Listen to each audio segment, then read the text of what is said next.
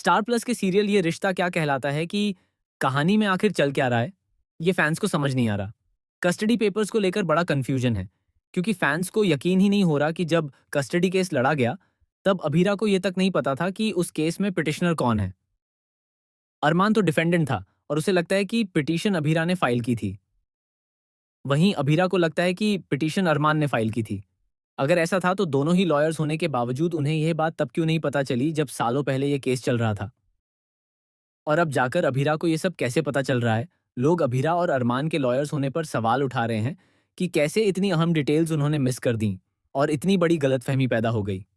वहीं अरमान जिस तरह से अभीरा पर तरस खा रहा था, या यूं कहें कि उसे अभीरा के लिए फिर से फीलिंग्स आ रही हैं, उसी समय वह गिल्टी भी महसूस कर रहा है कि अभीरा किस तरह की जिंदगी जी रही है।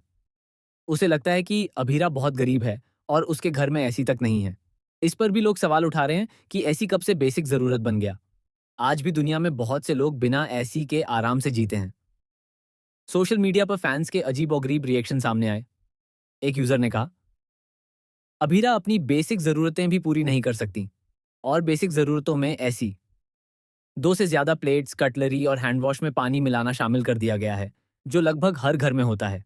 क्या यही नई बेसिक नीड्स हैं? एक और यूजर ने लिखा, कम से कम मेकर्स ने यह तो दिखाया कि अरमान सब कुछ नहीं भूला है। लेकिन कावेरी पोद्दार ने कभी यह जानने की कोशिश नहीं की कि अभीरा ने कोर्ट जाने का इतना बड़ा फैसला क्यों लिया। आखिर ऐसा कैसे? किसी ने इस 8 साल के लीप को पूरी तरह से लूपहोल्स से भरा बताया। वहीं एक यूजर ने तंज कसते हुए कहा, अरमान को अभीरा पर इतना तरस क्यों आ रहा है? क्या वह माउंट आबू के दिन भूल गया, जब वह खुद किसी और के पैसों पर जी रहा था?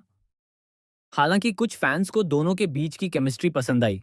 एक यूजर ने लिखा, दो लोग अपनी आंखों के जरिए बात करते हुए हमें फिर से हमारे भोलू और सनशाइन गर्ल की झलक मिल गई। ये दोनों बहुत क्यूट हैं। लेकिन कई लोग शो की राइटिंग से काफी नाराज नजर आए। एक यूजर ने कहा, कस्टडी केस की सुनवाई के दौरान अभीरा को यह नहीं पता था कि पिटिशनर कौन है। यह पूरी तरह से इलॉजिकल है। अगर मेकर्स को किसी प्रोफेशन की जानकारी नहीं है, तो उसे कहानी का हिस्सा नहीं बनाना चाहिए। एक और ने लिखा, दोनों लॉयर्स हैं और बिना पढ़े पेपर्स साइन कर देते हैं। आखिर इन्हें लॉयर किसने बनाया?